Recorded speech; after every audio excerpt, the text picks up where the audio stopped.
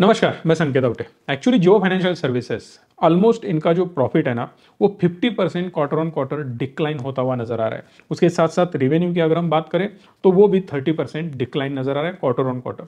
Year on year थोड़ी growth हमें नजर आ रही है बट उतनी ज्यादा नहीं। उसके साथ साथ जो स्टॉक है वो कंसिस्टेंटली गिरता हुआ नजर आ रहा है, 33% डाउन है उसके हाई से। अब ये क्रैश होने का रीजन क्या है, कहां तक ये और ज्यादा जा सकता है, एक्चुअली इनका रिजल्ट क्या बोलता है, उसके बारे में सारी चीजें हम इस वीडियो के अंदर डिस्कस करेंगे। बट पहले चैनल को सब्सक्राइब करना, बेल आइकन को प्रेस करना और ऐसे ही चैनल को सपोर्ट दिखाते रहना। जैसे कि हम कंपेयर कर रहे हैं क्वार्टर 2 को क्वार्टर 3 के साथ, बट यहाँ पे दिक्कत ये है कि जो भी लास्ट क्वार्टर होता है, मतलब सितंबर का क्वार्टर होता है, वहां पे रिलायंस डिविडेंड डिक्लेयर करता है। रिलायंस का डिविडेंड आता है तो इनका बल्ले बल्ले है, इनके पास बहुत ज्यादा पैसा आ जाता है। आप बोलोगे भाई साहब रिलायंस का और इनका क्या लेना देना है? बिल्कुल है, क्योंकि इनके पास 6% स्टेक है रिलायंस के, जियो फाइनेंशियल सर्विसेज के पास। रिलायंस के स्टेक होने के बाद उनको जो डिविडेंड आता है 6% के स्टेक, इमेजिन करना कितना बड़ा आंकड़ा होता है ये। सो वहां से ये डिविडेंड लेते हैं। लास्ट क्वार्टर में इनको डिविडेंड का इनकम हुआ था अप्रोक्सीमेटली 240 करोड़ का, 240 करोड़ 6% होने के बावजूद। तो इमेजिन करना मुकेश साहब को कितना डिविडेंड जाता होगा, उनके पास कितने परसेंट स्टेक है, कमेंट बॉक्स में आप बता सकते हो। और उसके आगे मैं बताना चाहता हूं, आप कमेंट कर रहे हो कल्याण ज्वेलर्स के लिए, ऑलरेडी मैंने मराठी संकेत चैनल पे वीडियो बना रखा है, जाके आप देख सकते हो कल्याण ज्वेलर्स का।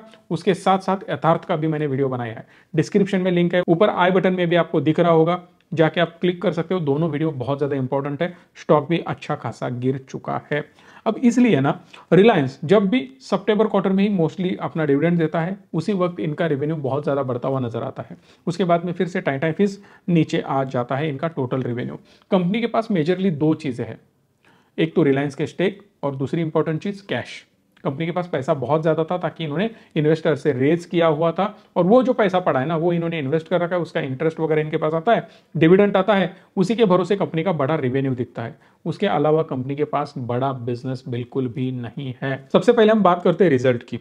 कंपनी ने जो ओवरऑल गेन किया है, रेवेन्यू जनरेट किया है या सेल्स किया है, वो है 438 करोड़ का, जहां पे नेट प्रॉफिट इनका है 295 करोड़ का, जो कि कंप्लीट फ्लैटिश नजर आ रहा है। ना कि रेवेन्यू बहुत ज्यादा बड़ा है, ना नेट प्रॉफिट बहुत ज्यादा बड़ा है। ईयर ऑन ईयर मैं बात कर रहा हूं, quarter on quarter clearly decline नजर आ रहा है। अब ये पैसा आया कहां से वो मैं आपको बता देता हूं, कि जो हम थोड़ी देर पहले डिस्कस कर रहे थे। इंटरेस्ट इनकम जो है कंपनी का वो 210 करोड़ का है, खुद की इन्वेस्टमेंट है, खुद की इन्वेस्टमेंट कर रखी है। ये जो इंटरेस्ट इनकम है, आपको लग रहा होगा कि इन्होंने लोन दिया है वहां से इनको इंटरेस्ट मिला है, बिल्कुल भी नहीं।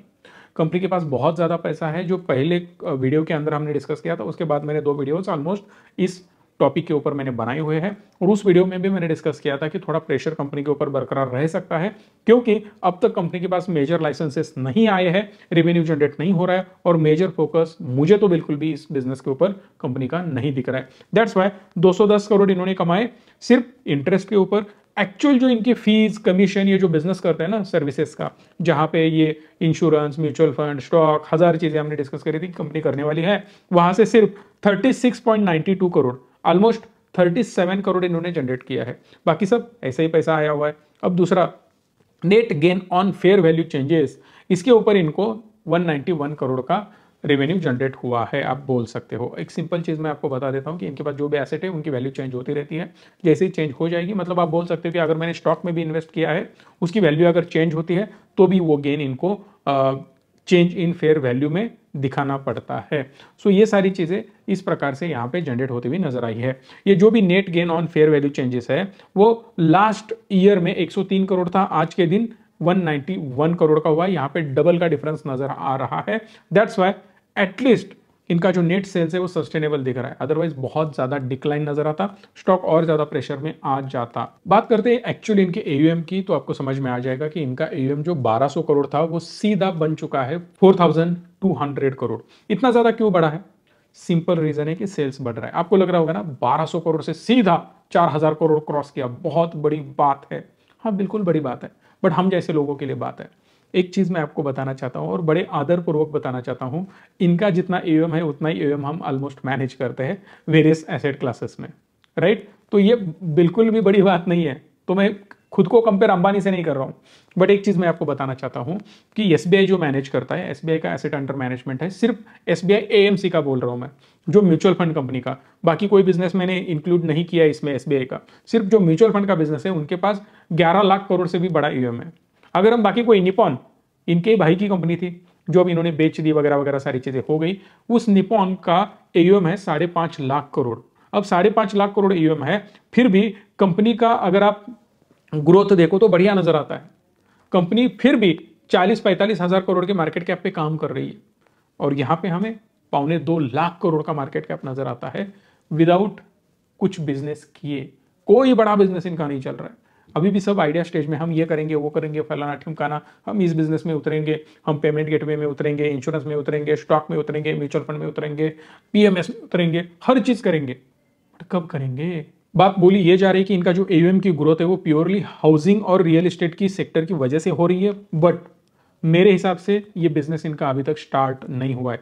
बहुत सारे पोर्टल ये कवर कर रहे हैं कि यहाँ से रेवेन्यू आया, वहाँ से रेवेन्यू आया, बट मेरे हिसाब से अभी भी ये चीज़ें सॉर्ट आउट नहीं हुई है, ना कि वहाँ पे मुझे एक्चुअल बिजनेस दिख रहा है। ब्लैक रॉक के साथ उनकी पार्टनरशिप हो चुकी है, बट काम अभी तक उस लेवल पे बिल्कुल भी शुरू नहीं हुआ। जो मैंने पहले ही बोला था, म्यूचुअल फंड में बिजनेस लेना इतना आसान नहीं होता। कोई इनिशियली शुरुआत कर रहा है और उस शुरुआत करने के बाद एकदम सडनली उनको लाखों करोड़ मिलने जाएंगे, इतना आसान नहीं होता। कुछ small cap company, mid cap company और लार्ज कैप की भी मैं बात करूँ ना, कंपनी का सीधा नाम नहीं लूंगा मैं, क्योंकि फिर आप रिकमेंडेशन समझ लोगे। फिर भी अगर हम बात करते, कोई भी एक फंड उठा के देख लेना, 20,000 करोड़, 30,000 करोड़, 40,000 करोड़ का उनका एक फंड होता है, बट यहाँ पे ये लोग मैनेज कर रहे हैं सिर्फ 4,000 करोड़ के आसपास। सो अभी फिलहाल अगर हम बात करें ना, स्टॉक ऑलरेडी गिर चुका है, फिर भी 109 के आसपास इसका पीई नजर आ रहा है, क्योंकि उतनी ज्यादा सेल्स ग्रोथ नहीं दिख रही है। उसके साथ साथ और गिरावट क्यों है? क्योंकि जो बढ़िया लेवल पे अभी फिलहाल काम कर रहे हैं इनके कॉम्पिटिटर, आप बजाज फाइनेंस पकड़ लेना, फिनसर्व पकड़ लेना, जैसे कि मैंने आपको बोला निपॉन पकड़ लेना, कोई भी एक कॉम्पिटिटर आप पकड़ो या बैंक्स पकड़ो, उनका पीए आप अगर देखो ना 15, 20, 25, 30, 40 के आसपास नजर आता है, बट इसको 109 पीई क्यों दे? ये सबके दिमाग में क्वेश्चन हो सकता है। बेसिकली एफआईआईज के थोड़े स्टेक्स यहाँ पे कम होते हुए नजर आ रहे हैं, डीआईज कम करते हुए नजर आ रहे हैं, बट रिटेलर के स्टेक्स यहाँ पे बढ़ते हुए नजर आ रहे हैं। सो बी केयरफुल जब भी आप कोई स्टॉक में इन्वेस्ट करते हो। इसका मतलब ये नहीं है कि जियो फाइनेंशियल सर्विसेज खराब है, दिक्कत ये है कि अभी तक बिजनेस प्रूव नहीं कर रहा है खुद को।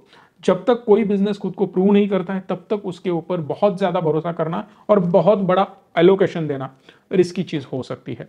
नो डाउट फ्यूचर में अंबानी का नाम है, बड़ा ब्रांड है, उठा लेंगे, ब्रांड को बड़ा करेंगे, बिजनेस को बड़ा करेंगे, चीजें हो सकती है, नहीं ऐसा नहीं है, हो सकता है, बट जब तक होता नहीं है तब तक आंख बंद करके भरोसा करना रिस्की हो सकता है।